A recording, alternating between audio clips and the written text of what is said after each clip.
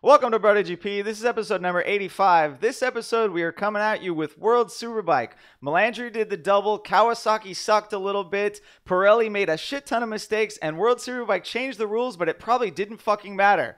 Let me take that over real quick, because Rob's getting over pneumonia. No. He can't talk whatever. He said all those things. We had bikes on track. There was races. There was crashes. There was tire controversy. But all I care about is that Andre Iannone's girlfriend gave him face herpes. It was on Instagram, and I know that she gave it to him because on the Instagram post, she said she gave it to him. And I know that because about 800 of you fuckers sent me the picture of his herpy-ass chocolate-covered face like he hadn't put any fucking chapstick on in 4.5 years, and he's got like a herpy that starts here and ends back here, one big, long fucking herp, and then his girlfriend's got like a little tiny one right there. It's like a little, like, a beauty mark. It's like a little Marilyn Monroe herp. It's just like little bam, boom, like one little herp. It's like herp.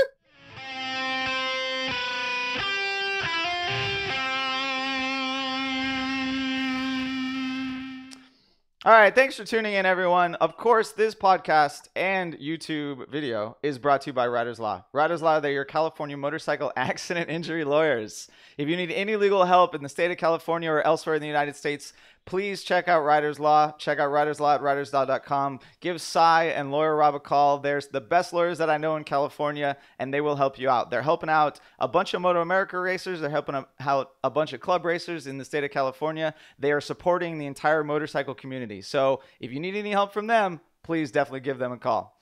But all right. Also, editor's note. Editor's redaction. It turns out they will not support you if you have mad 187 skills. Don't call them about 187 skill issues. If you have 187 skill problems or issues and you have 99 problems and 187 skills is one, don't call them. That's not what they do. You get in a motorcycle accident, you call them. But apparently it was clarified in the previous podcast when I said to call them if you have mad 187 skills and you get in trouble, don't call them about that. Thanks for clearing that up, Kev.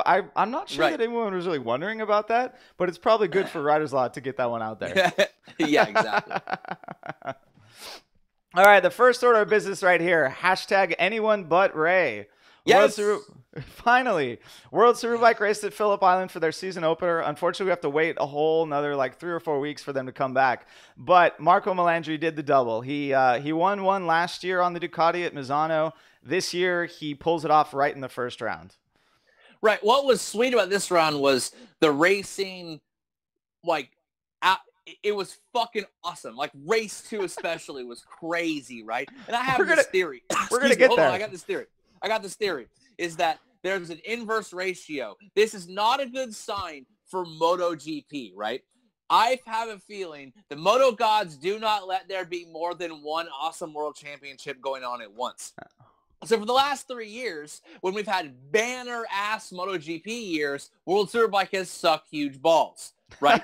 Huge, salty, green, ray balls. No one cares. No one watches. All we do is talk about how much it sucks. The racing's not interesting. He wins like 65% of the races and no one cares. Meanwhile, MotoGP is totally sweet. This is very ominous because they changed the rules. Melandri does the double. Fantastic races. Meanwhile, after 3 years of having a terrible preseason and having to basically scrap his way to the title in epic showdowns, Marquez has a great preseason. Everyone loves the riders on Honda and all the tests. It's looking terrible. It's like 2014 all over again with the fucking 90 million wins in one season. So I'm excited for World Superbike being super dope, but I'm also a little worried that it's going to mean that we're going to have to deal with good World Superbike and shitty MotoGP.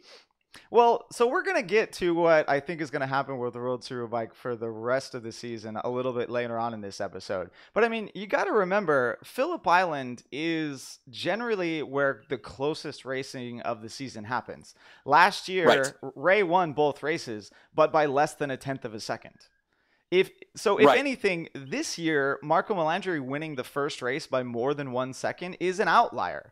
It was exciting because it wasn't someone pulling away at the beginning. Like Marco Melandri had to wait for the tire degradation. He had to wait for Sykes to fall back a little bit. But it wasn't the most exciting race. Race 2 was very exciting, right? It came down to the absolute wire.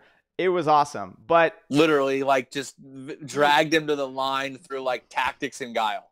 yes, exactly. And I mean, Right. we should. Should I jump right into why I think that happened already? Since we're Well, the talking real about question Marco I Melandri? wonder, and I want to talk, I was super stoked on Melandri when he signed because, the guys won in World Superbike on hell of machinery. He's won on the BMW, kind of like a semi-factory BMW. He won on the Aprilia. He won on the Yamaha. The guy now has multiple wins. The Ducatis looking strong. I was really excited for Melandri last year, and it didn't really come to fruition. He had the Misano win, but we never really saw the Melandri that we thought we would see, the Melandri that we saw, fight for titles and do really well on previous World Superbike rides. This year, we see him with, you might call it an outlier win, but a sealed, dominant, clear win, and then also stealing the victory from Ray at the end when he couldn't dominate, but actually outrighting him and beating him with tactics. I think it's a great sign. I'm stoked because I like Melandri, and I'm big on, I really want to see that Panigale win a title. The idea that the Panigale might be the only Superbike that never wins the title is kind of rough. I enjoyed the Panigale. I thought it was cool, the route they went with the monocoque frame and all that stuff. And I'm really hoping that they can pull off a victory in World Superbike, and get that bike a title before it moves on. Because that's what World Superbike is about. It's not just about riders and marquees, but it's about the bike itself. You like that bike. You like the R1, or you like the BMW, 1000, RR, all that stuff. That's the cool thing about World Superbike, is it gives you more to cheer about than just a rider or a brand, but also a specific part of that brand, which is that bike. Yeah, and the one that you can own. The one that you can own, right? Checo won on the previous Ducati, but it wasn't the final year that the Ducati was in the championship, right? He won the 1098 on like the satellite Althea version, so it wasn't like a true fact. Remember, they pulled away and he won, but he didn't win on the Panigale. He won on that 1098, and then he rode the Panigale and got pole position, remember? But he had that horrible crash, ended up ruining his career, and he retired off of it. He never really took the Panigale to where many people thought it could go. Yeah, but this is the final year of the Panigale, and it is literally Ducati's last chance to win with this bike. Supposedly, the new V4 is still called the Panigale, if I'm not mistaken, but it's a different motorcycle. Yeah, we all know. Bike. Right. The frame is drastically changed. The engine's way different. It's a different motorcycle. It will not count. It's the end of an era. It's the final V twin. It's really an end of an era, and I don't want to see them cap off. First of all, like you said, hashtag anyone but Ray. I don't give a fuck who could win. You know what I mean? Harvey Weinstein can jump on that bike, and I would root for him over fucking Johnny Ray. Is that too much? Is that taking it too far? Yeah. I'm not even that drunk yet.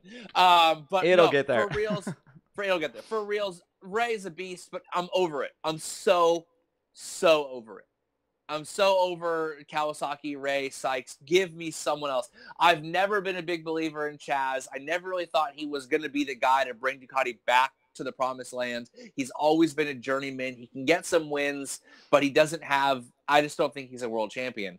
I really don't. And, a Melandri is. He did it in 250 cc's, and when he's in the right headspace and the right bike, that dude is formidable.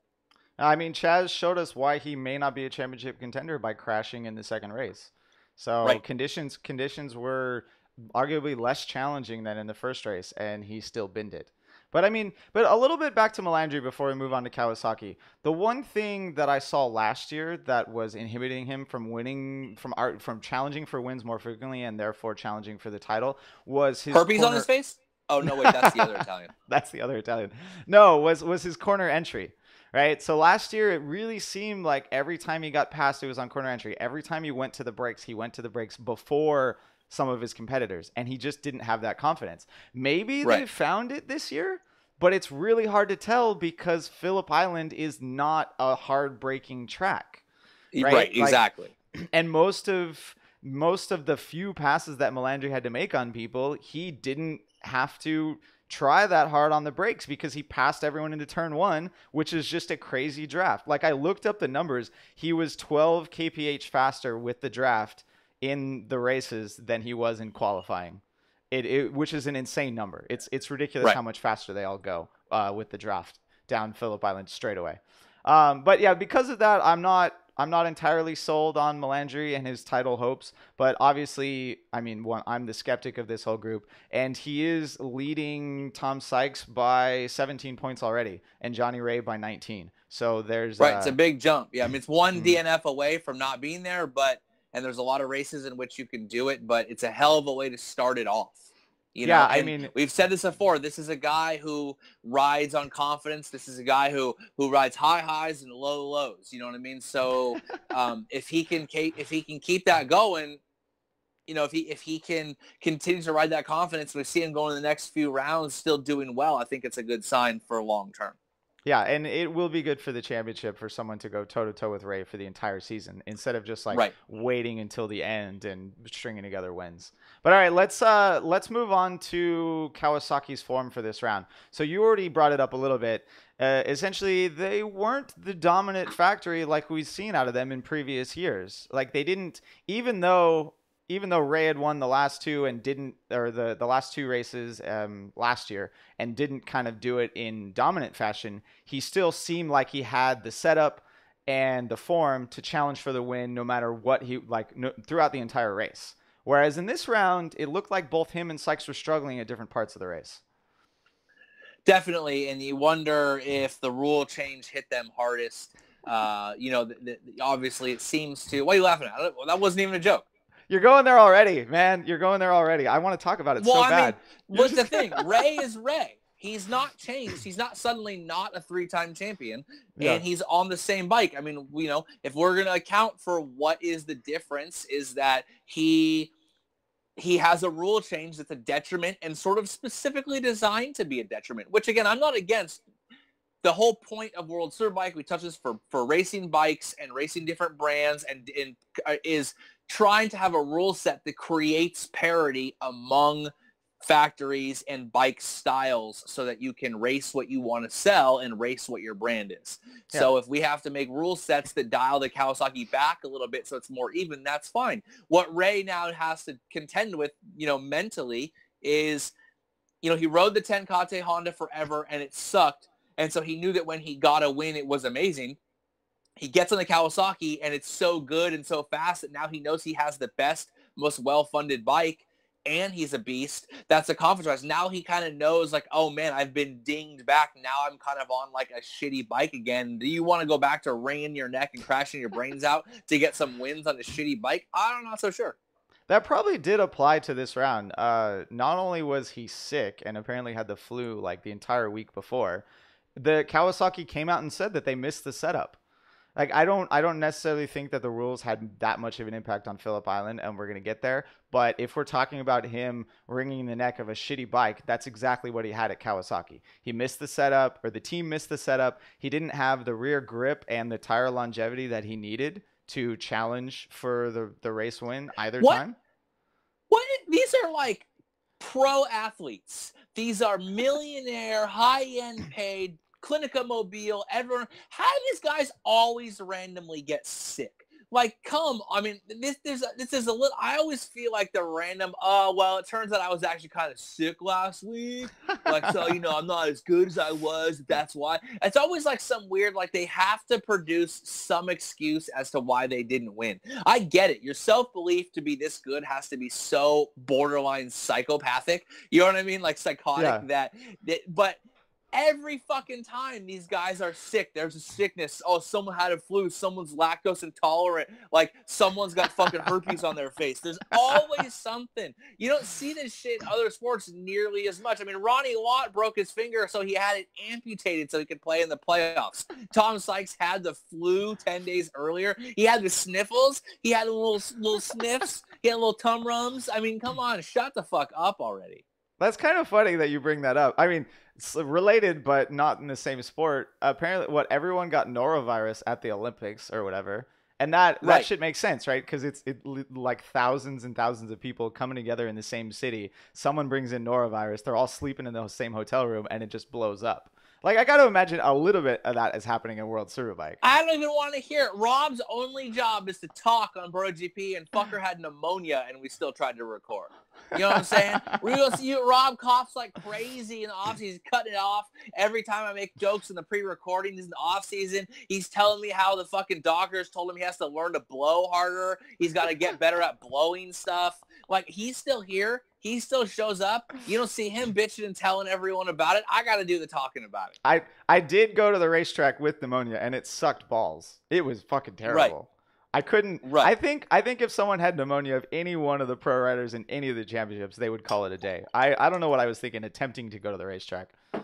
Right. Oh man. No, okay, yeah. So he was sick. Maybe it cost him a couple tenths a lap at the end of the race because he was tired. Whatever. Should we get into the rules and what I think about that already, or are we just going to talk shit about race form? I'll talk shit about race all day long. I mean, the number one thing, again, what we saw again at Phillip Island, tire controversy. We have to force flag to flags, reduce, like, this isn't the first fucking time this happened, right? Like, this isn't the first rodeo. How can these manufacturers consistently get Phillip Island wrong? Like, you got one job, Pirelli, which is to make a black ball last a specific amount of time around these specific racetracks. And yet, fucking Bridgestone and Pirelli and Michelin, why can no one figure out Phillip Island? Why is Phillip Island such a problem for everyone else? I mean, the fuckers can go race on sand in the middle of the fucking desert and they're okay. You know what I'm saying? They can go 200 plus miles an hour and hit a turn due to Mugello. If they can't apparently go around Phillip Island because it's a little too chilly and there's too much seagull shit on the ground or something. What is even happening, Rob? I'm glad you brought up tires. I really am. I'm not sure how much the fans are going to like this. You're the only person who's glad about that. So a lot of people are thinking that that one of the reasons why Pirelli has a hard time with Phillip Island is because they run production tires, right? So they're making tires that you can actually buy. That is only half true, because everyone in World Superbike are raced on, or most of them on the front, on the rear tire, most of them are raced on what's called a development tire. On the front, all of them raced on a development tire. So Pirelli can, there's no like in MotoGP how they only bring one style of tire and everyone goes up in arms and Rossi bitches about it or Marquez bitches about it if they want to change the tire construction. That doesn't happen in World Superbike. Pirelli makes whatever the fuck they want. They bring a shit ton of tires, they bring development tires, and everyone can try them. A bunch of racers used the development tires in the race. The fronts were all development. The rears, I think 3/4 of them used a brand new development tire. It's apparently a different size. It's a little bit taller. It's supposed to also heat itself differently. Like, it distributes the heat throughout the plies of the tire differently than the old tire. Johnny Ray ran the old tire. Marco Melandri ran the new one. So you got to wonder. Right. Basically, what you're saying is Johnny Ray ran the old tire that it just jacked itself off and nutted. But the new one, it gets itself hotter in more than one way. The new one's fingering its own butt while it jacks off. You know what I'm saying? Like, it's self-heating. It's creating heat in the back. The new one, the new tire is massaging the prostate of the carcass of the fucking tire to keep it warm. Johnny Ray is running like, I mean, he's just like watching VHS porn and jacking off. I mean, what is he? He's like hiding VHS. He's hiding copies of Swank from his mom. You know what I'm saying? Like, meanwhile, Marco Melandri, he's Herbie free, but you know, he's this is 21st century. He's got it going in one end and out the other. I know that because some guy on fucking our Instagram was heated that Melandri won and went into like a fucking homophobic gay diatribe about it. I'm like, whoa, bro, slow the fuck down. Wait, he was so pissed weird. Off? He was pissed off? He was like mad. He hates Melandri. How can you hate Melandri? His girlfriend's 10 feet tall. Oh man. Well, so that's part number one on Pirelli. Bet you didn't think when I let you talk about tires for 5 minutes straight that the whole time I was figuring out how I could get jacking off while fingering your own butt into the episode. No, I really didn't. I want to know how far in advance you planned that. Well, you could tell me later. Oh man. So the other part of Pirelli's failings at Phillip Island is the fact that, unlike MotoGP now, World Superbike does not have a tire pressure monitoring system. So in GP, every single bike must run TPMS every time they leave the pits. the stripe. I hate when at my the girlfriend pit- has TPMS. That's the worst. The It's stripe the at the end of worst. pit lane records the tire pressure in their tires so that Michelin knows exactly how much tire pressure they're running. This was added to the tires in response to all the chunking and the catastrophic tire failures that Michelin You're was telling having. me tires have TPMS? They're feeling chunky? Yeah, a little bit, little Chunky chunky. TPMS feeling tires? Damn. So Pirelli doesn't have this shit, and Pirelli did they did a blind, or they tested a random sample of riders at the start of both races, and in both races a bunch of the riders had tire pressure that were below their recommendation. And one of those races, I'm sure, was Yanni Hernandez, who managed to get a Pirelli to launch off of the rim as he crashed in race 1. That was fucked, dude. Like, that was, and he's fucked up too. That dude is not healthy after that shit. Did you see what injuries he got? I didn't see why he got held out. Cracked his hip. He got all kinds of stuff. Yeah, he was declared medically unfit. And I mean, it's kind of crazy to me that, like I said, after all this time, why don't we have tire pressure sensor monitors on there? We know for a fact that we've seen it in GP. These teams you'll be like, this is the minimum safety limit. This is the minimum limit that we can tell you that the thing that keeps the bike attached to the ground will work safely. And some crew chiefs like, yeah, but we might get like an extra 1,000th out of the lap. Fucking drop the pressure, drop it off. And these guys are not that smart, okay? Motorcycle races are fucking sweet. But if anyone has seen Scott Redding's recent Instagram stories, he decided that Chiara Fontessa cutting his hair was a good idea. Oh, and no. Andre Iannone thought posting a picture of his herpy face was a really good idea. These guys aren't the fucking sharpest tools in the shed when it comes to smart decisions. So if fucking what's-his-name tells Yanni Hernandez, hey, you might go a 10th faster, but you could also die, Yanni Hernandez is like, roll the fucking dice, dog. Yeah, that's exactly what happened. I mean, it used to be that you go too low in tire pressure and the tire would destroy itself and you'd finish the race way in the back of the field. But now with advanced electronics... Now in Mother Russia, tire destroy you. Yeah. Now with advanced electronics, the crew chiefs think that they can make the end of the race without the tire tearing itself to bits. Obviously, that works for some racers, but it doesn't work for everyone. Generally, last year, it worked for Kawasaki, which is why Ray was able to win every time. It didn't work for Sykes as much because he has sort of an aggressive style on the throttle, and he tears up tires a little bit worse at a lot of tracks. This year, we see that even Kawasaki wasn't able to get it right. But yeah, so that's to me, that's the number 2 point of Pirelli failing at Phillip Island. The third point was slightly out of their control, but also a little bit weird, and it was just colder than expected, right? Again, this is not like Phillip Island. Okay, Phillip Island doesn't randomly change locations all around the map. You know what I mean? Like, Phillip Island is not Wakanda. It's not like a secret, and it turns out it's a totally different society and place and system. This is not like a big fucking jump. It's on the fucking ocean, and I don't know if y'all have looked at a goddamn globe recently, but the only thing south of fucking Australia is Antarctica, okay? Antarctica, the Southern Ocean. I don't know if you looked at a map, but Antarctica is just a big white blob. It has like no topographical features whatsoever, and the reason that Antarctica grows in size like 30% every year is because the ocean freezes. The fucking ocean is frozen. So in the middle of fucking February, when a few hundred miles south is a frozen fucking ocean, they're thinking, gee, I'm surprised that it's cold. No fucking shit, okay? Yeah, wait, isn't it their summer now? Right, and whatever, it's fucking Antarctica. It's an ice cap, dog. It's always ice. It's never not ice. It's so cold in Antarctica, it doesn't snow. It's too cold to snow. that means it's cold. So if fucking wind comes up from Antarctica, it's going to be colder than shit. So don't fucking tell me that it was colder than expected. There's a whole bunch of nothing between Australia and fucking Antarctica, except for a giant wind tunnel to shoot cold-ass air over cold-ass water.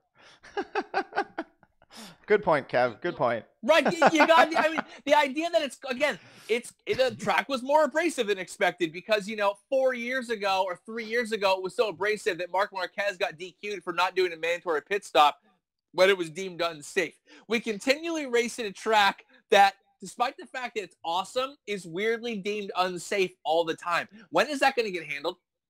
When are they going to be like, hey, by the way, guys, get this under control. It's a great track. Everyone loves it. Makes for great TV. But also you almost kill people like all the time. I have no idea. I mean, I'm sure they have a national series. I think they might even have 2 of them that race down there. They must not run. Yes, they run did as long because races. 9,000-year-old Troy Bayliss got second in his national series and everyone else should quit. Go home. They might. They might. I mean, okay, so in MotoGP, when it's cold, the riders generally run softer compounds, right? So it's blazing hot outside. They run the medium or the hard. Maybe Zarco gets away with running the soft. When it's freezing cold, they all run the soft. With Pirellis, it's exactly the opposite. When it's freezing cold out, they run the SC2, or they never bring the SC2 to these races, but they run the SC1. It's a little bit harder. When it's blazing hot outside, you run the softest tire you can get, and it lasts race distance. Unfortunately, when it's cold, you still want to run the softer tire because it's faster. It just destroys itself. So there's a lot with the way that Pirelli constructs their tires. It seems like they're incentivizing running the tire that's going to destroy itself. Basically, what we're saying, guys, is that Phillip Island is beautiful. It's amazing. It's a hell of a ride, and it makes for great video. But it's going to fuck you up. Phillip Island is Andrea Iannone's girlfriend. She's hotter than shit.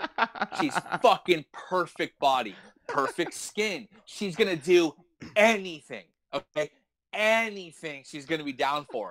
But there's a little thing right here that you shouldn't do. You got to slow down. You got to check your rubbers. You got to check your rubbers. You see what I'm saying? It gotta be the right compound. Because it feels too good to fucking do it the other way. To go soft compound, it feels too good. You ignore the end result that is going to happen because the potential of the ride with the rubbers that you actually would want to use is too good.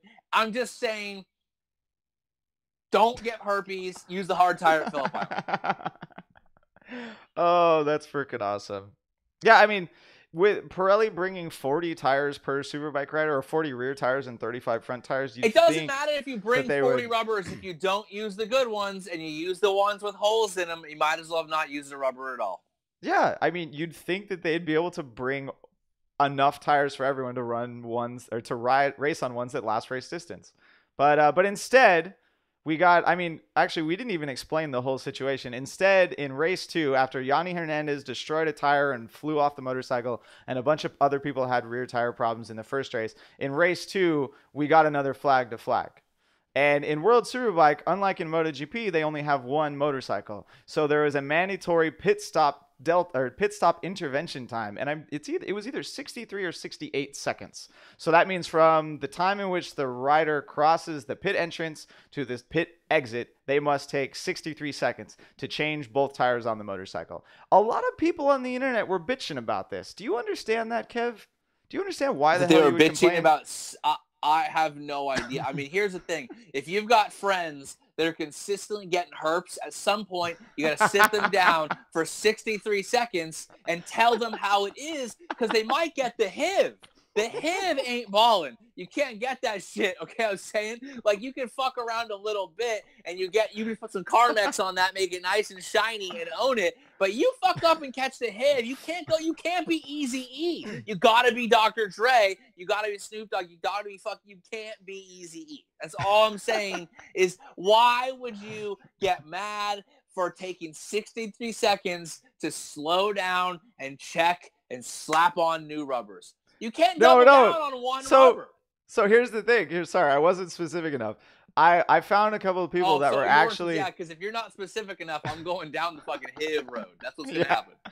There were a couple of people that I found that were complaining that the fact that, or about the intervention time, about the fact that World Superbike is pro racing, and they don't just let the teams do whatever the hell tire change they want, and the fastest team wins.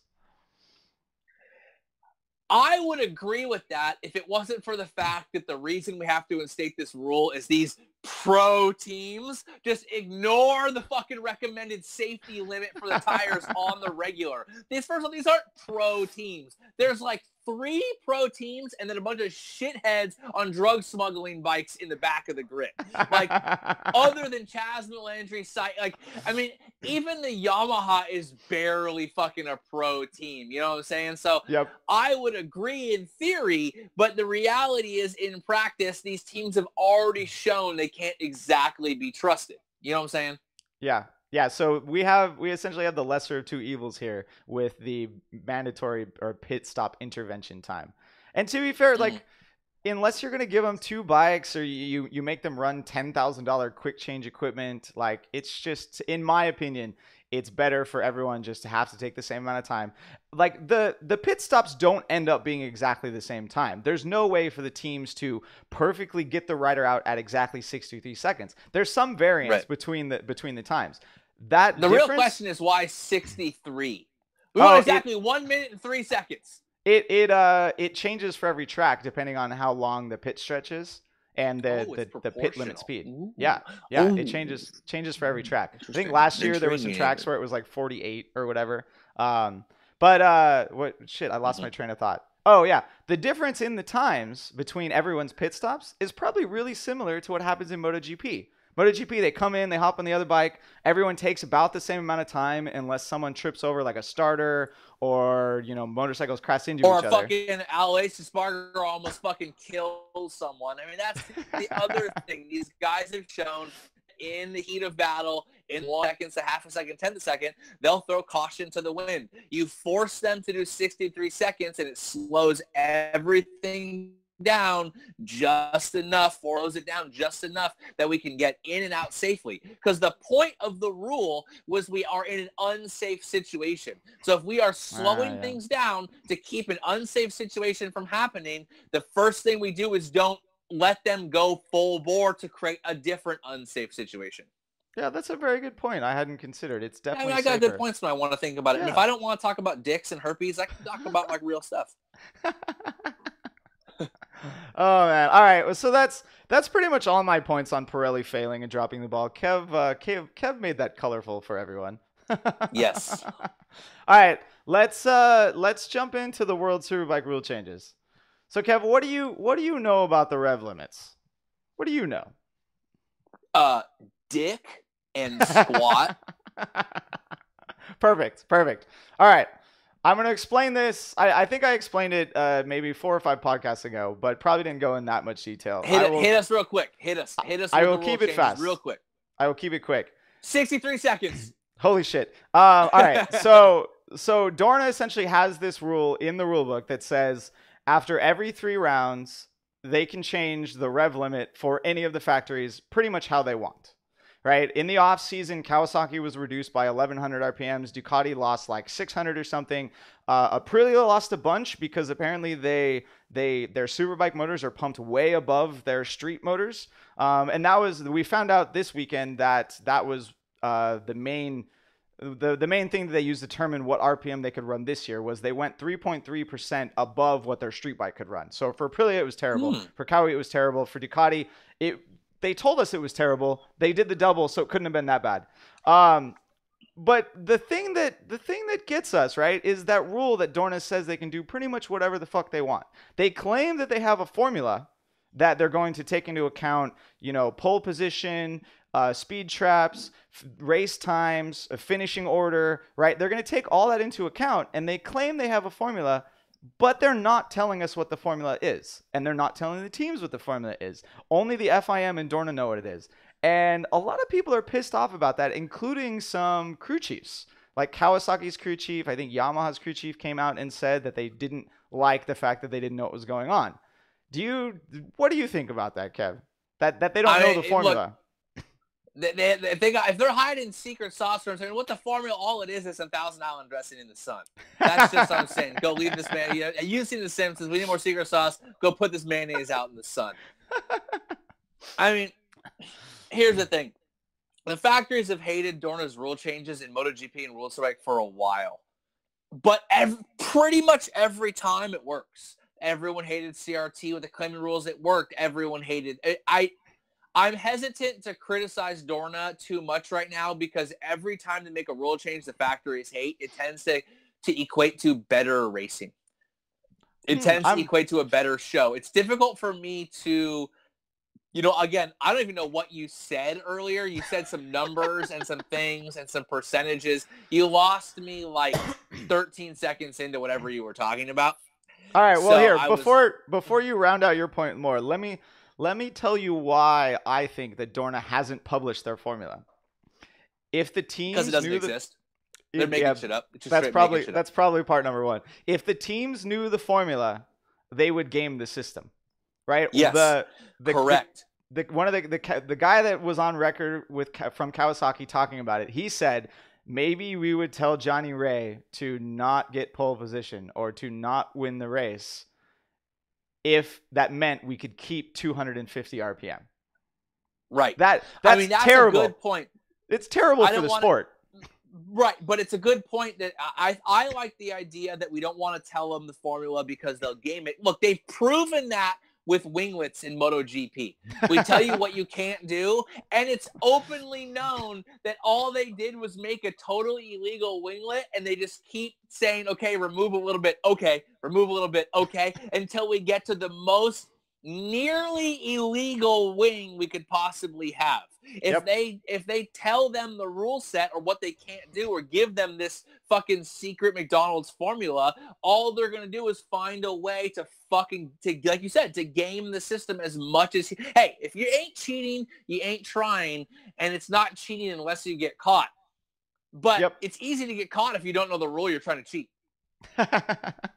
Very true. Yeah, I mean, if the rule is published or the formula is published, then maybe Johnny Ray never gets a pole position ever again, and neither does Tom Sykes. So that way they don't lose 500 RPM over 6 races for the rest of the season, right? Because they know it's going to get flipped on the script anyway, second round with the fucking goofy ass pole position, the goofy grid anyway. So who cares? Yeah, right. So they just get they just finish 4th or something in Superpole every single race, and that sort of lack of competition, that gaming the system, is what we do not want to see in World Superbike. That is worse than Dorna not publishing the formula. But all right. So you already brought up the fact that Dorna generally has done things that are good for the championship, especially if factories hate them. Despite the fact that tons of haters constantly tell me that Dorna's trying to kill World Superbike. They are as convinced that Dorna wants to kill World Superbike is that kids that get shot at schools are crisis actors. You know what I mean? Like they are convinced, despite all efforts to the contrary, that they're trying to kill World Superbike for some reason. I have no idea why. And but yet dipped our toes in the politics with that comment. Dipped our toes. Well, yeah, whatever.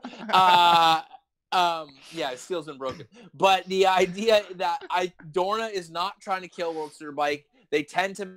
I have been, back all the way to when they got rid of they got rid of 250 and went Moto 2, and everyone hated it. I thought it was going to be better, and it was. And pretty much every rule change since has worked. And so it's difficult for me.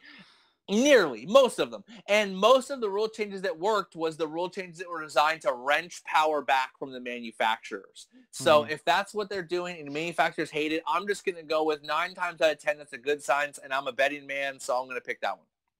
So I actually think that these rev limit rules are designed to kill World Superbike. They're designed to what? To kill World Superbike. Okay. I really we think actually disagree on something? Yeah, we're disagreeing. Here we go. We're disagreeing. Finally. So here's my episodes, 85 episodes in, 85 episodes, however long we've been doing this, and Rob's going to find out that he's wrong. So I'm channeling my inner Everett a little bit here with a conspiracy theory. I think that these rules were put in place by Dorna and made this bad, right? Non-published formula, 250 RPM per bike whenever the hell they want. The rev limit applies to the privateer teams as well. I think they were put in place to make racing really uncomfortable for all the factories this year and to make them hate the rev limit so much that by next year they're going to come crawling back to Dorna begging for a spec ECU. All right.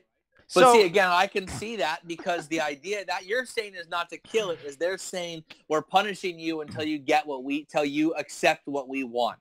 yes. And what they want, and we've seen has worked. If they want spec ECUs, that worked in MotoGP, and it worked fucking spectacularly. And in the end, the cream still rose to the top. The best teams, the best riders still won and won the most races. It just evened it out a little bit.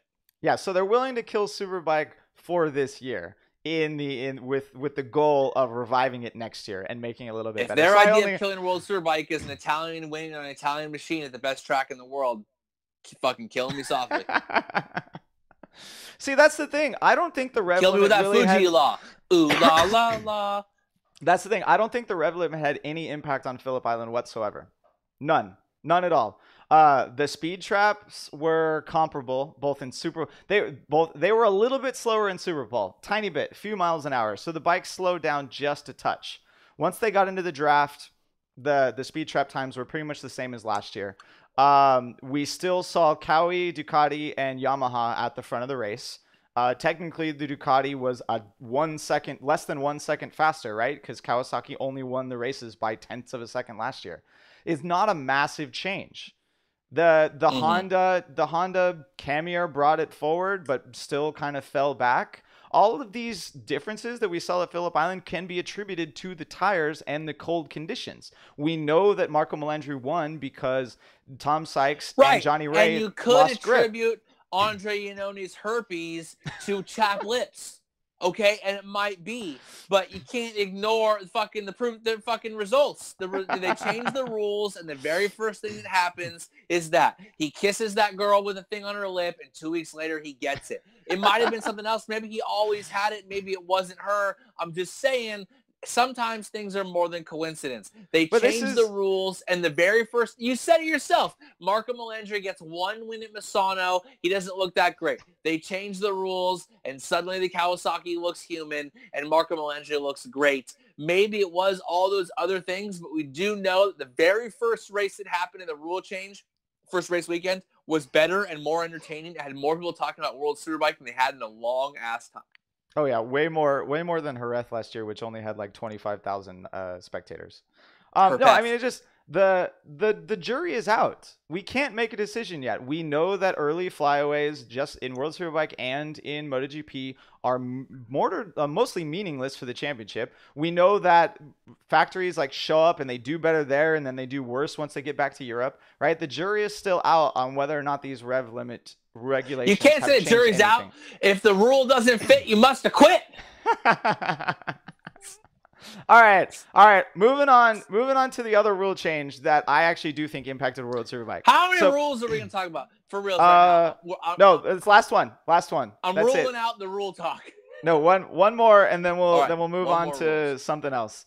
All right. So the other main rule change this year is this thing called concession parts. I've explained it briefly, but Kev interrupted me last time, so it was really brief last time. But essentially now I'm not going to interrupt you again. The rules essentially say that every Kawasaki on the grid must have access to the same parts. There are no factory unobtainium parts anymore. So that means that Xavi Forés, hey, you love talking about Xavi Forés. Hey, get back here. Get back here. That means that Xavi Forés essentially has the same important engine parts, the same swing arm as the factory Ducati team. And that is what I think enabled him to get third in race number 2. So there's a rule change that I actually think did something with World Superbike. It also means that Top Rack was able to post amazing speed trap times, even though he was drafting a shit ton of people. I love how the announcers never say his last name, by the way, because it's too fucking long. Razgadioglu, right? I think I missed it. I think I missed a letter. But either way, we'll call him good top, enough for top me. Right. But yeah, so all of the satellite like bikes. my dad used to call all my friends Guy because he couldn't remember their name. Hey, That's Guy. perfect. Hey, That's Guy. perfect. My dad would be like playing the guitar in the fucking garage with our old fucking lab coal because he was like charcoal. And he'd be like, hey, Guy. All right, Guy. Everyone was Guy. You don't know you can't say the dude's crazy ass last name. You're just like, hey, what's up, Top Hat? What's up, Top Hat? You're gonna call him Top Hat now. Yeah, Top Hat. You give him like a cool name because you just can't say his name. Oh man. So yeah, if there's one rule that did bring the field closer together and brought the privateer teams up, we now have independent teams in World Superbike. Not that it really fucking matters because it's not independent versus factory. It's independent versus oh god, not relative. I can't even remember what the word they use is. But essentially, like, even Tenkate Honda is not an independent team, even though we know they get very little support from HRC and from Honda corporate. Right. But all right, I'm boring you, Kev. That's what? the concession. That's the concession parts rules. Oh, the other cool thing is, if a team sucks really bad, I feel like I need a fucking code. I feel like I'm in the Da Vinci Code right now, just trying to understand what you're saying. Like, I need Tom Hanks in the corner with like numbers and letters and fucking shit going by, and like you just gotta visualize it like he does. I gotta visualize all this shit. Like, I'm cracking codes. I'm literally in the middle of like, I got a codex here, and I'm turning the dials. It opens up, and it's a new clue to a new clue. I don't know what the fuck you're talking about. That is how I read the rule book. That is totally how I read the rule book. Right. Because Rob fucking reads the rule book. This is my friend, ladies and gentlemen. What do I do in my office? What do I do in my spare time? I read the World Superbike rule book. Hey, you know who hasn't read the World Superbike rule book? Anyone in World Superbike? They haven't read them.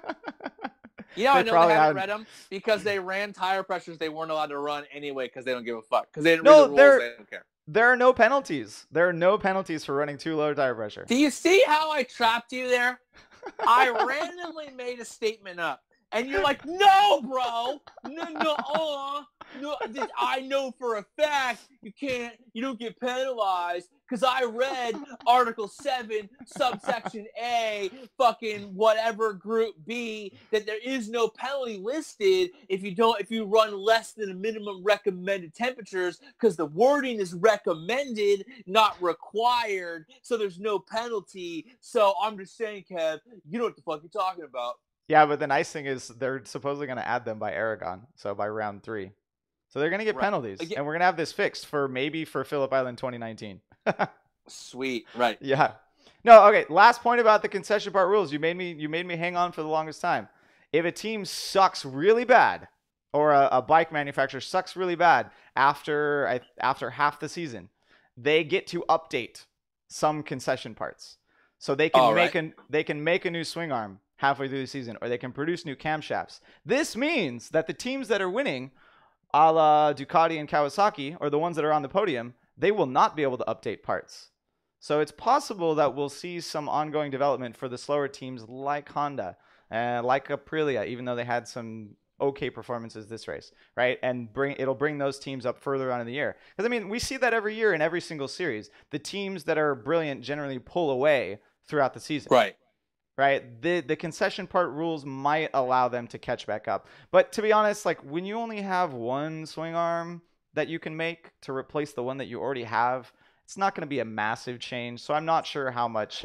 These teams aren't racing in World Superbike so they can run massive development budgets to catch up. They're racing in World Superbike because it's a cheap thrill, doesn't require a lot of money, and you can trick everyone into thinking you're racing in some totally legitimate world championship. That's exactly what's happening. Totally legitimate. All right. All right, so let's start talking about some riders now. Who do you want to start out with? Do you want to start with like an American? Nuts. You want to start with an Italian first? What do you want to We started with Melandri. We already started with an Italian. I mean, most of our listeners are American, or I don't want to say Western, but Anglo-American, English, Australian. Definitely, I think there's Americans in World Superbike, but it's in such a weird situation. I don't know. You tell me. Gagne, did I say that name right? Gagne, no. Gagne. No. How do you say it? I'm pretty sure it's Gagne. Gagne. Yeah, I can't even get that right. It's very French. It's very French. It's very French. Oh, oui. We'll have to ask some of his friends later and find out how you actually pronounce his name. Right. Yeah, so he rode for Tenkate last year. He filled in for Nikki, God rest his soul. And he had some, he matched Brattle in some of the performances last year. This year, he seems to be pretty close to Camier. He's obviously struggling, like he struggled with the restart with the start in race 2, and then I'm pretty sure he crashed in that race. But overall, his performances are as I expected. I don't expect him to be top 10 right off the bat. I don't expect him to be even near the top 5 towards the end of the season because he's on the Honda, and the Honda doesn't get the factory support it needs to challenge actual factory teams. But as far as getting top 10s, I think it's definitely a possibility later this year. Yeah, I mean, I think it's inevitable. It's going to happen. It's still it might not be a factory team, but it's well-funded, well-supported, big sponsor. Top 10s are where that bike should be. It's a matter of him finding his groove with the traveling circus and all that stuff. But I think it's sooner than later. We need to be frank. The World Superbike talent field is not crazy deep, nor is the bike. Excuse me, I'm burping up on this one. Nor is the bike field in terms of the quality of bike and the quality of teams. Tenkate is a good team. The bike is not that great, but it's not like that team hasn't won the World Superbike Championship. They have. That team has had multiple riders, multiple race winners. They know how to do well. They've been in it. They've had fucking legendary riders. Vermeulen, they had Toseland. They had Johnny Ray. All these guys have won races on this bike and this team. They've had Nikki. They know they're a well-funded, well-sorted team. They're just one step behind factory. But top 10s is where they should be. And when Ganja, whatever fucking gets into his groove, you'll see him in the top 10. I think it's sooner than later, personally. So I did hear one thing on the feed this weekend that I wasn't cut his fucking hair though, because he does not have hair nearly as good as yours. He's got weird and Camier is so fucking strangely, confusingly good looking that he's got to do something to get on there because he's got to get up there because right now Camier, he's making me a little confused about what side of the fucking field I'm playing on right now. My buddy Kelsey said, well, you've met Kelsey before. He said that Camier should be a model if he wasn't racing motorcycles, and that it's all in the eyes. And then we tried to show Luca because she was watching the race with us, and he had his sunglasses on, and we couldn't see his eyes. They're so beautiful. Fuck. So beautiful. They're just an ocean. They're just an ocean of pure beauty. Not unlike the Southern Ocean, that's pure violence and freezing cold, and that's directly below Phillip Island. So we're not surprised when it's cold. But you just get lost in Camier's eyes. You get lost in his perfect hair. I'm gonna get a haircut like his because apparently that one YouTube guy thought my hair was dumb. So what the fuck ever, bro. I heard one rumor, or I heard one thing on the feed I wasn't able to track down, and it's that Tenkate is getting new electronics after round 3.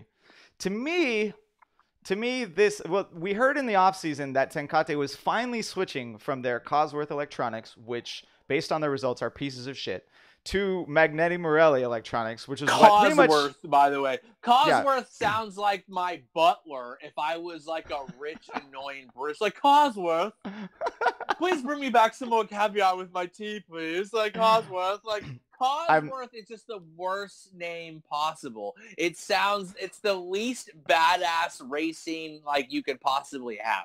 Cosworth. I'm pretty sure it is a British racing company that makes stuff for right. For the series that should not be named. Everything. For the series that should not be named. The fucking Formula Voldemort.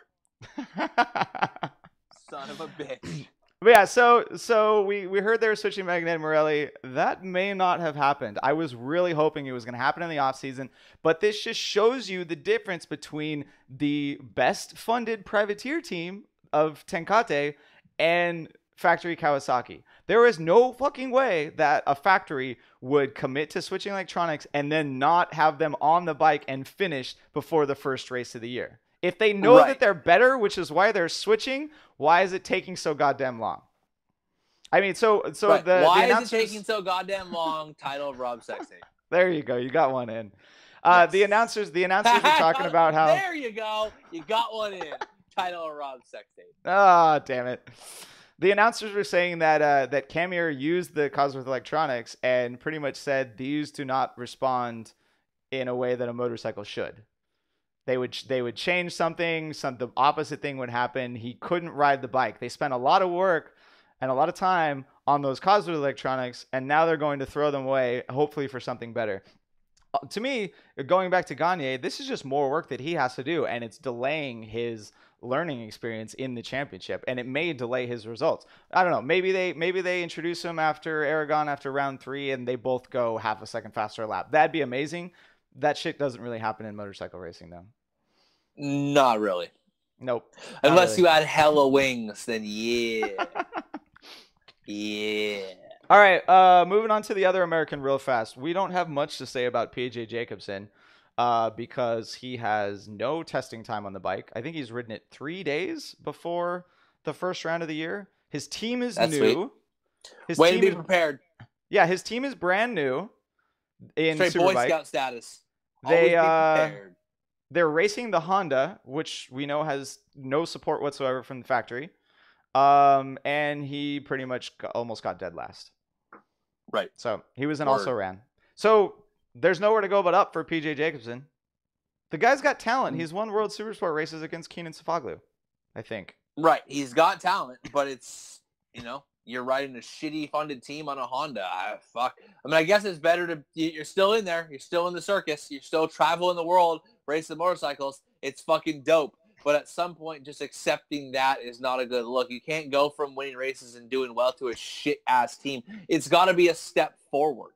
Yeah. And, we don't want PJ to be one of those guys who just accepts being on the grid because we need 20 bikes or 6, 17, 18, 19 bikes to have, like, a correct field. And you're just there as place filler. Like, we're hoping he does well and he continues to bring – Americans across the pond and into the international series.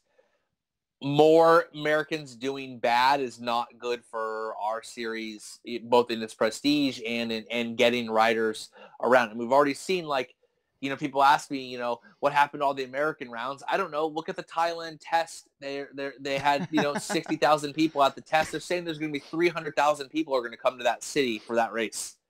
Are you serious? They're expecting 300,000 people to show up to that county for those races, and yet we got barely anyone can come to an American race, and we can barely get any Americans into quality teams. I hope PJ can take a step forward and get some time on the bike and do well, because all I see, unfortunately, is PJ being an American on a shitty bike, and it's just a bad branding for our series and our riders. Yeah, I mean, if he's constantly battling with Yanni on the 3rd tier Kawasaki, or just a bunch more people back there. I mean, he was battling with some privateers, which is not a good look, because that's right. Like me showing up to the race, qualifying, and duking it out with the people that are there for the whole season. Not a good look. I'll tell you right now, if you showed up to Phillip Island, qualified, and were duking it out with people on the grid, I'd be jizzing all over the place. So would I. But that's what we're talking about. Expectations are far different because I'm a nobody. Right. I may be faster. BrotoGP. More people know who you are than know who PJ Jacobsen is. I guarantee you right now, that asshole to my left is more famous in the motorcycle racing community than that. We are blocked from more riders, and more riders have messaged Rob on Instagram than have messaged PJ fucking Jacobsen. Rob, right there, that guy with the flowing hair, also started last in the Mohicans. Look at that shirt.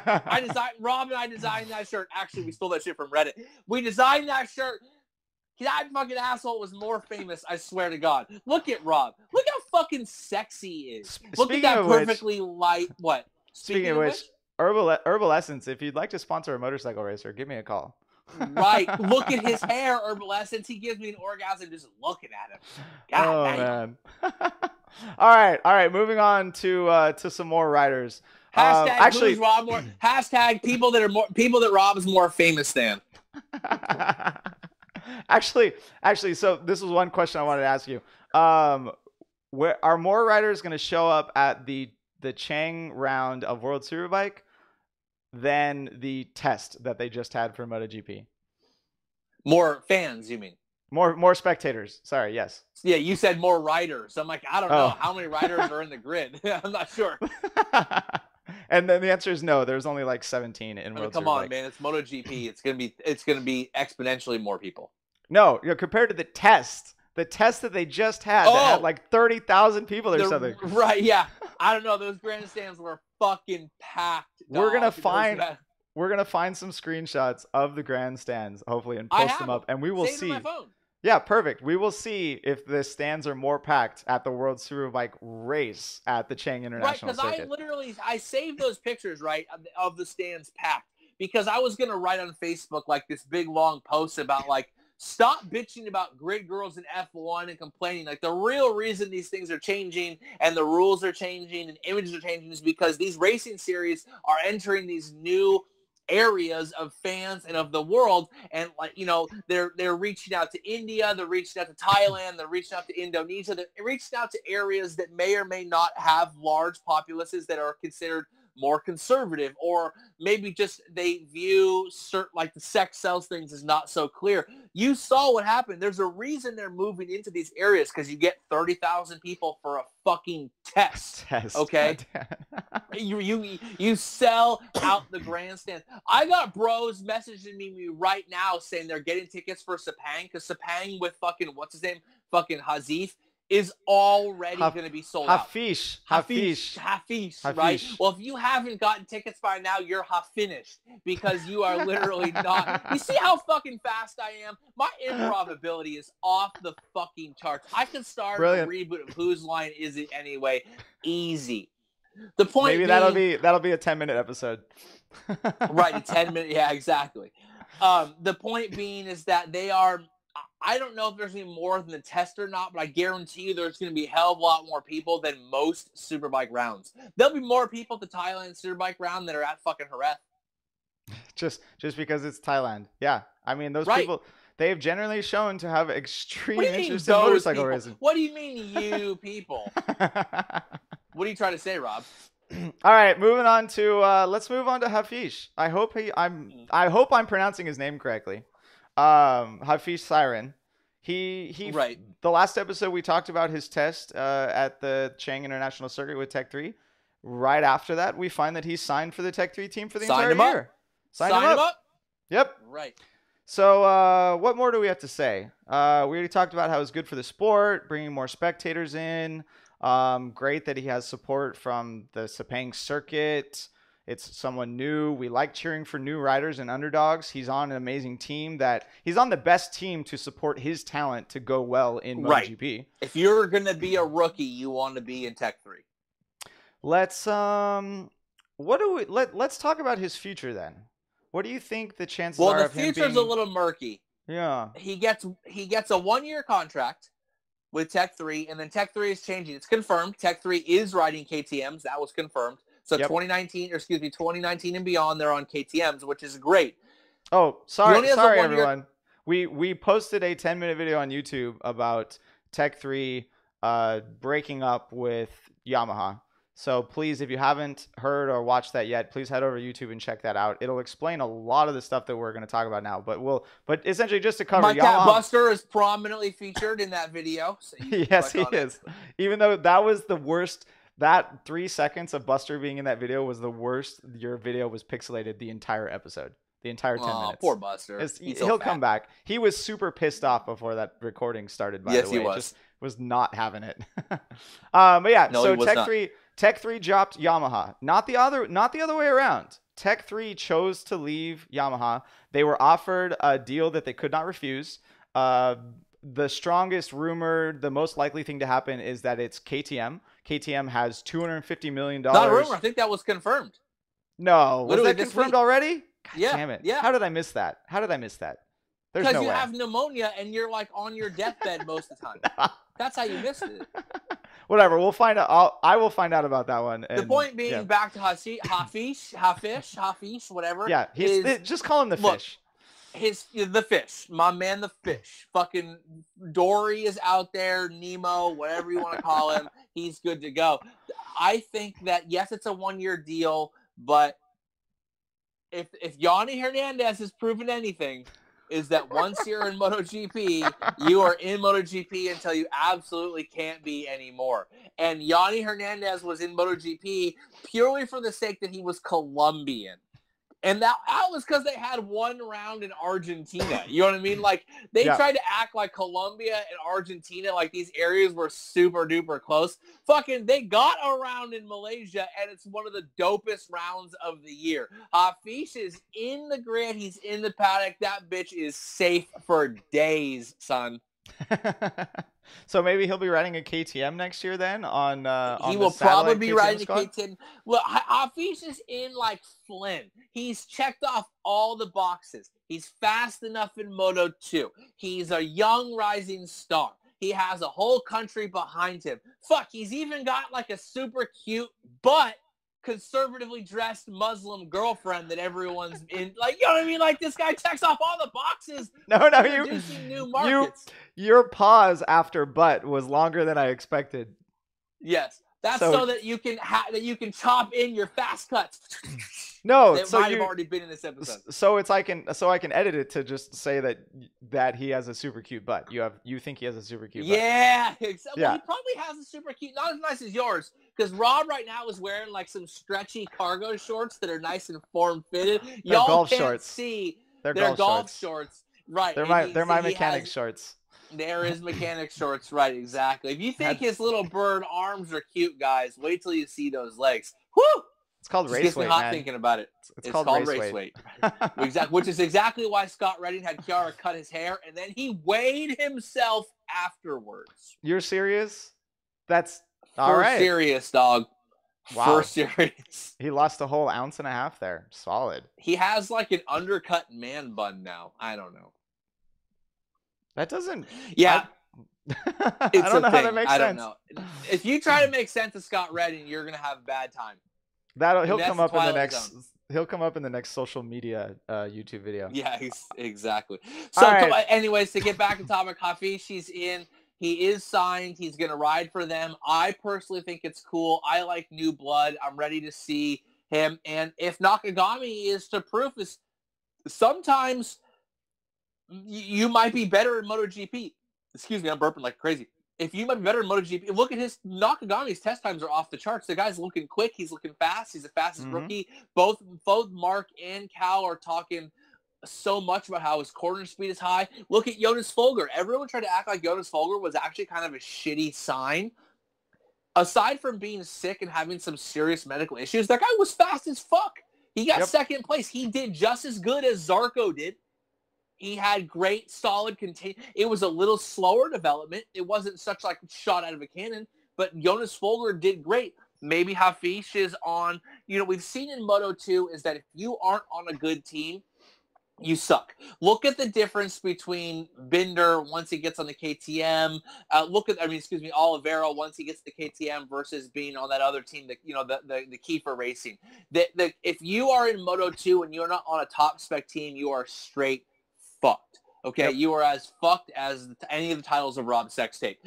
And I don't know how good that team was, but he's going to a good team in MotoGP now to bring out the best of his talent, and I think you're going to see. Look, he was faster than Lorenzo. I'm not going to say the number of their position from where they were. I'm only going to cherry pick my specific statistics to make my point. He was faster than a 3-time world champion. He was faster than Lorenzo. I mean, he had solid performance in the wet, which kind of gives a little bit of justification. Yeah, title Rob Sextape. He had solid performance in the wet. A little justification that he is a solid rider because the wet removes some of the machinery differences between all the teams in Moto 2. And yeah, in Moto 2, if you're on a crappy team, you're a half second back and you're in 24th.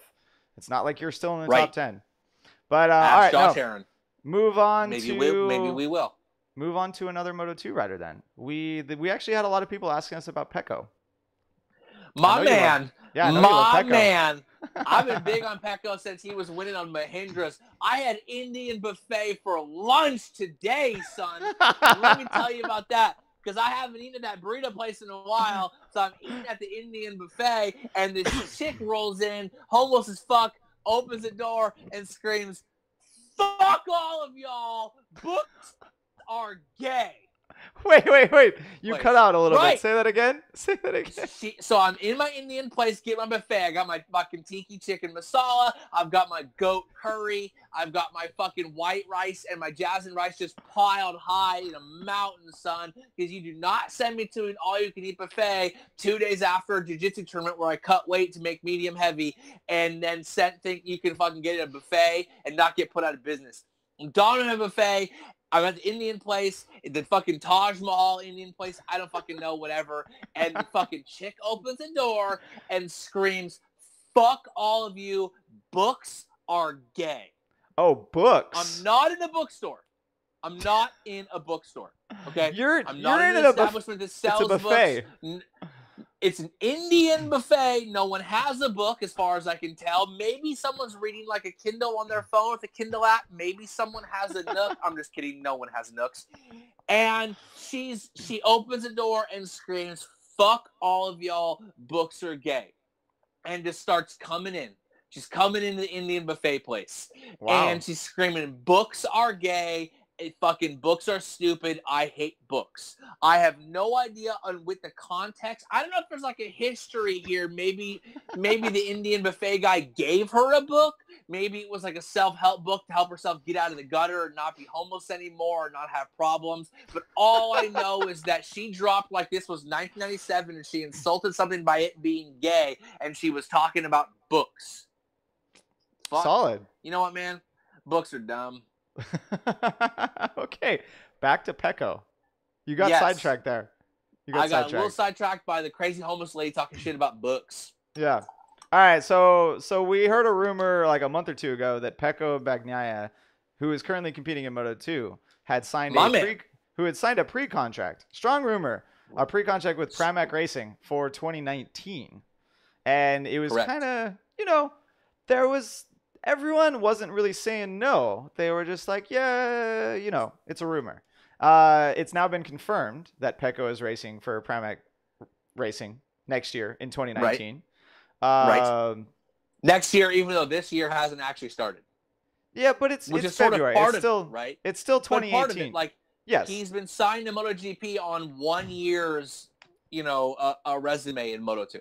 Now, a good resume. Don't get me wrong. He's the same thing Rob always says. You got to be quick out the box. He was quick out the box. He did really well. He had multiple podiums. He even got gifted a podium once or twice with some weird DQ issues. But Pecco was pretty quick right out the bat, especially in, we talked about the team thing in VR46's first year. He signs a pre-contract. It's clearly sealed the deal. He's going to be riding for Pramac Racing. I think it's great. I'm a big fan of Pecco. His ability and skill in Moto 3 was kind of undeniable, and you saw what happened when he was on the Mahindra. He was able to get multiple wins in the dry and the wet, multiple podiums, and the moment he's off of it, they're terrible and they quit the series. Now they just basically race Formula E, and that's all that happens. I have no idea, That is true. So, yeah, so I'm big on Pecco. I'm a fan of him. I do like, and I stole this idea straight from a dude on Twitter about how VR46 is slowly basically following the Wu-Tang model of just getting everyone in their crew in the series at once. They're all dropping solo albums left and right. They're all dropping their LPs and EPs. I like the idea, the Pramac team has shown that they can get podiums. Ducati supports them well. The Ducati's looking good. Pecco is a young upstart Italian with the VR46 Academy completely behind him, riding for a team that has close ties to the factory. It's great. I love it. I think it's great. Actually, one thing I didn't see in the articles about his contract is he going to be riding Pramac's top spec bike or the second one? Come on, man. I mean, first of all, Jack Miller only has a 1 year contract. I'm posting my finger up one because we're on video right now, so you guys can see my finger. What's up? Okay. You like that? You like that? We've been asked by people on iTunes to describe what we're showing. So yes, Kevin. What I was showing was me fingering a G spot. Okay. That's what I was doing. I was reaching up, in the air, curling in the air, and then rubbing in a clockwise circular motion. That's what I was doing for people on iTunes who need me to decide. But look, if there's one thing we know about Ducati is that they favor Italians massively. Miller looks good. He's fast in preseason. He's looking tight. If including all you shitheads on Reddit who are listening to this stuff, who like are obsessed with Jack Miller, and I get it. He's cool. He drank liquor out of a boot like 8 years ago. If you think that Miller is going to get better treatment than an Italian with the full backing of Valentino on an Italian bike at an Italian fucking team, you're fucking crazy. He will be on the best bike, and he will have the best parts they have. Guaranteed. Don't need to see a contract. Don't need to see results. It doesn't matter if Jack Falcon Miller wins the title this year. Pecco's getting everything because it's all about the passione. You know so that just says that Pecco is going to be on a factory Ducati next year. Because because Pramac's their top spec bike that Petrucci is racing this year is factory bike. So I mean, to be fair, even if he's not on that top spec bike, they replace Miller, they find some other Italian, they do something else. He'll still be on a GP18 1 year behind. No, he'll be on the factory bike. I have no doubt in my mind. I'm betting on you. I'm betting it right now. There's no way he doesn't get their #1 bike. Calling it. All right, done. Yeah, Look at him. He has the dirtiest Italian porn stash you've ever seen. It's epic. It's so dirty. It's like, remember when you were in high school and that one kid, like actually like in junior high, got like a stash? He grew it a little quicker, but it was that weird, like fine prepubescent hair, but he refused to shave it because he had the stash. Pecco has that. He has that weird, like kitten fur hair, like porn stash that's going on, and he refuses to shave it because once you shave, like it grows back thicker and all that stuff. No, Pecco has everything going on. He's got a full Italian fro. He's got an Italian porn stash. His name is Pecco. Like, how close, if you're there is a straight, hard, and fast rule. The closer your name is to Pecker, the closer your nickname is to a slang for a dick, the more Italian crew you get. Yeah, how do you get from Francesco? What's his actual freaking first? Yeah, to Pecco. No, I don't. That's. I don't even want to know the answer to that.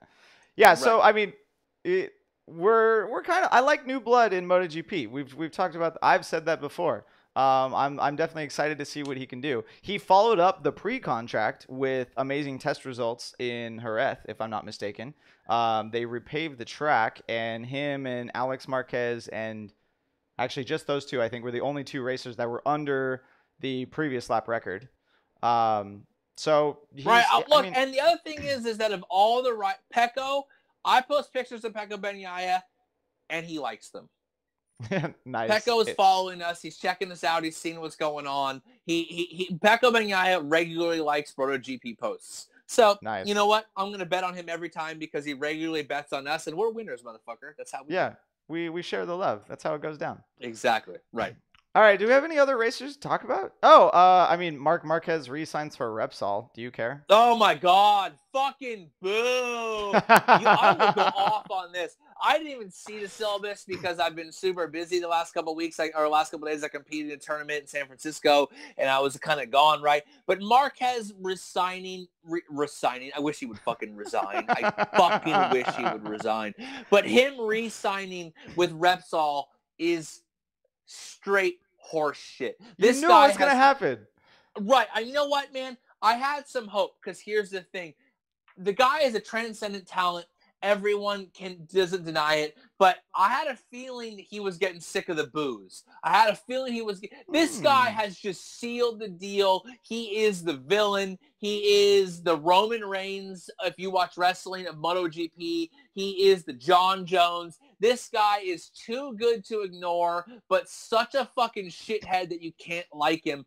Everyone is going to boo this guy incessantly because there's number one thing. This guy's the Tom Brady of MotoGP, and everyone's going to cheer when the refs fuck up and cost him the victory because that happened in the Super Bowl. That was an illegal formation the fucking other team had, and they didn't call it because they didn't want to influence the game. They scored a first down on it. Like, don't even get me fucking started.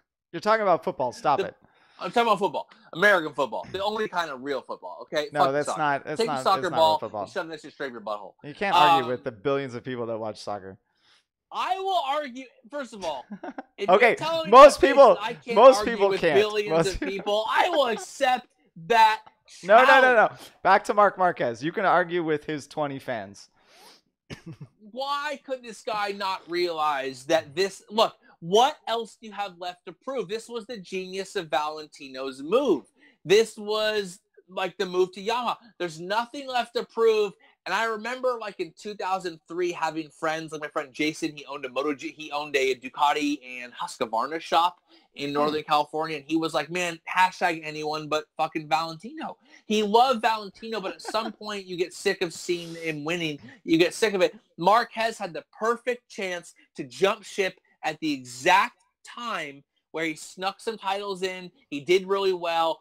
And to jump, or not, I don't mean snuck titles in, but he like, he had titles that he won, you know, with tooth and nail, grit down to the wire, and then he jumped ship, go to KTM, go to Ducati, go somewhere where you can continue your winning ways but change the story. Because no one likes the story when it's the same after 3, 4, 5 years. We're all over it. Look, man, the Hobbit movies were terrible. They were fucking horrible. Because it was the same stupid contrived shit that we already saw before. They stuck some weird singing parts in it, so no one gave a fuck, and everyone hates it. And basically, the Hobbit movies ruined the Lord of the Rings for everyone else. And what I'm telling you is the next 3 seasons, the next 2 seasons, are going to be the Hobbit, fucking whatever, a stupid ass tale. I saw the first one, I wanted to fucking kill myself. That's what fucking Marc Marquez is doing to MotoGP right now. He's turning Lord of the Rings into the Hobbit. Yeah, damn it. Can I disagree with you on this one? No, you I got can't. nothing. Because The Hobbit was terrible. An unexpected not even about the movies. Journey. It was horrible. And look, if Marc Marquez re-signs with Repsol, has a great preseason, wins 10 races, and has a title wrapped up by the fucking summer break, he's gonna be booed so hard at Sepang, you guys have no idea. And then the same journalists, the same idiot European girls who are all under the age of 25 who fucking love him and love his stupid ass brother who always looks awkward are gonna get mad at everyone. It's only gonna make it worse. Him re-signing for Repsol, I will tell you right now, straight up bad for the sport. Bad for the sport. I mean, compared to the alternative, yeah, agreed. The only reason why we're fine with Danny Pedrosa staying at Repsol constantly is because he hasn't won the damn title, right? He still needs that shot. If he did, it'd be like the greatest story finally. Fuck, I hope Danny wins. I want Danny to win. It'd be so amazing. It'd be such a good story. Marc Marquez, we've already seen that shit. We've seen him do it in different ways. We've seen him win as a rookie. We've seen him win dominant and break all the records. We've seen him come back and snatch the title from the jaws of defeat in the final race with Valentino. We've seen like massive controversies. There's nothing left for him to accomplish there. The only thing left for him to do is become boring enough that we look at him like we view Johnny Ray. Yeah, I mean, motorcycle racing is a reality show. If he just keeps winning again and does the titles, it's just fucking reruns, and we don't want to see that shit. You, unfortunately, just did something that you don't even know. You said reality show on the same episode where I've been talking about herpes left and right. I'm going to interrupt you completely because on Yahoo, on HuffPost, on Jezebel, on all the major websites right now, were the story from which one of the producers of The Bachelor explained how they choose the process of all of the people, mostly the chicks. The number one reason that a chick is dropped from The Bachelor is she has herpes.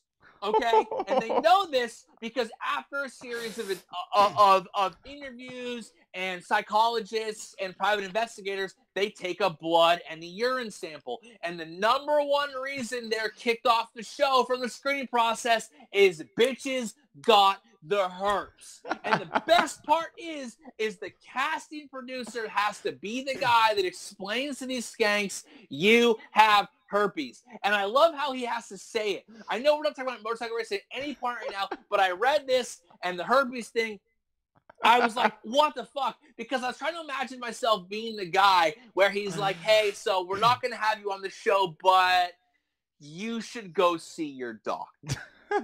And then she's like, oh, why?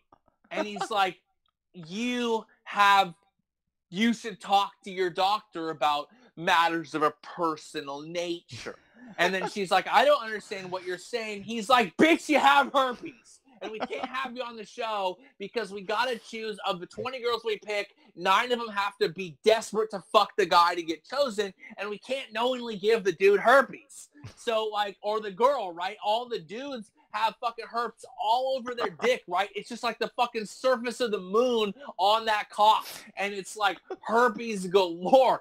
So I know this has nothing to do with motorcycle racing, but just the idea that there's a guy out there that all he signed up to do, all that guy signed up to do was be on a show. He probably has like a communications degree. Fucking dipshit probably went to Juilliard and has like a master's degree in theater. And now he works for NBC. He's like a casting call director on the fucking, on the Bachelor. And his job is to tell random skanks that they have herpes. Nice, Kev. That's fucked. Nice. Right. That's fucked Right. up. All so right. I read that article today, and I thought, yeah, I'm squeezing that in. I don't know how I'm going to do it. And then Rob goes, reality TV show. MotoGP and motorcycling is a reality GP show. And all I'm saying is like 3/4 of the paddock's got to have herpes at this point. I mean, at least Alex Rins and Andre Iannone. They're spreading. Alex Rins has just a lot happening. There's just a lot happening. It's just a lot. All right, I think we so in that same article, it said that 8% of men and 16% of girls have herpes. That's a lot. 16%? What the fuck? How did I get out of my 20s? Wait, so does that mean God like damn. that means like one dude with herpes is like banging a lot of chicks to right to admit, so that the numbers aren't even. Yeah, right, because there's Andre Iannone's out there. Right, because Andre Iannone's out there. So what you're saying is Andre Iannone is him personally changing the percentages of male to female herpes ratio. I feel bad too because I actually love Andre Iannone, and I would hate for him to hear this episode and be like, "Fuck, these guys have spent like at least 2/3 of the time talking about the one random picture where I have a cold sore." I mean, he probably has a cold sore. Maybe he crashed his bike. Maybe he got some dirt spit into his face. I mean, that fucking shit happens. I got kicked in the face in jiu-jitsu the other day, and my bottom lip looked like I had 9 herpes growing on it, man. I got kicked straight in the face, blown out, caught my canine, fucked up. And I'm walking around like, what's up? You know, you put a little chapstick on it, make it shiny. It looks like a fucking giant volcano crater, like from your 3rd grade thing where you're pouring vinegar and everything into it. It's just coming out of my face. It's just exploding out. And I'm like, fuck, you just got to own it. And that's the best part about him was he owned it. He was like, look at a picture of my super hot girlfriend that I fucking plow all the time and my herpes face. Y'all are still jealous. The worst part is Andre Iannone with massive herpes face is still better looking than like 90% of the male population. He's still better looking. And if he rolled into the club tomorrow, V down to here, son. And for those of on iTunes, I'm making a V down to my dick. I'm making a giant V down to my dick. I have a white t-shirt on that's 8 sizes too big. And the V, my dick hangs out of the V. I tuck my balls behind the V and it's just pure dick. Just solid fucking sausage. Like, boom. Andre Iannone rolls into the club with a fucking mountain of herpes on his face. He still cleans up better than you do. He still pulls more than you do. Wow. Kev, I think we're going to end it there. That's it. There's nothing else we can recover from that one. We can recover. I can keep going. I'll go for days. I think we're good. I don't have any other riders to talk about. I did not prepare any listener questions this time because it's World Superbike and no one. We got like 8 people are going to listen to this episode anyway. Yeah, exactly. Yeah, I posted like a random. Hold on. Rob, for reals. You got the computer, pull it up. I posted like an hour ago that a picture of like Gagne and fucking Alex Lowe's and said, hey, World Superbike was up. It was actually pretty fucking sweet. You should watch it. We're going to record. See if anyone said, hey, talk about this, assholes. All right. I'm looking it up on Facebook right now. And on the IG. The IG. No, I don't have time. I don't have time. If there's some questions on let's go to the posts. Come on, where are they? I'll fill dead air while Rob's looking. So like literally this homeless chick comes in, she's yelling books. And I'm thinking to myself, what did books ever do to this girl? What? And then I realized, fuck, it's probably a whole list of books in high school that fuck her up. Everything from her pre-algebra book to her fucking American history book. Like, the long list of books that fucking put this chick on the path to where she was now was probably fucking massive. And I'm all about empathy, guys. I'm all about understanding where I'm cutting you off. Oh, cutting you off. Okay. All right, we got on Facebook, we have 3 comments. Okay. Number the middle one, drama is thick. Who's it from? It's from Javier Calderon. Okay. Drama is thick this offseason. Can't wait for the championship to start and listen to bros talk shit. We did that. Yes. We talked shit. Lots of shit. Mark Howland said race 2 was exactly what I needed to start the season. Agreed. Solid start. Lots of drama. Solid start. Absolutely agreed. And Adam Rosales says Adam posts all the time. Adam's my boy. He says talk about KTM. Talk about what? KTM. Talk about KTM? Yeah. So that's... Go to Instagram. Go to Instagram. Fine. Go to Instagram. Fine. Go into Instagram. And here's why. While Rob's looking up, I want to explain something real quick, guys.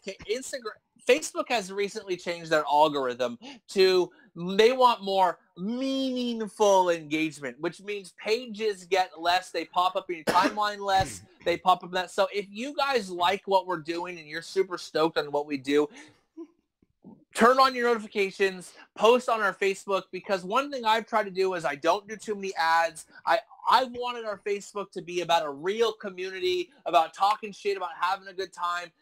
Post on those things when you see them, because that's how it keeps it going. Facebook's algorithm change has actually kind of thrown a lot of the internet in a loop right now because people haven't planned on that. They have the same stupid... They plan out their whole week's worth of posts, and they schedule posts because Facebook is always sending you messages on how to schedule posts and how to increase engagement.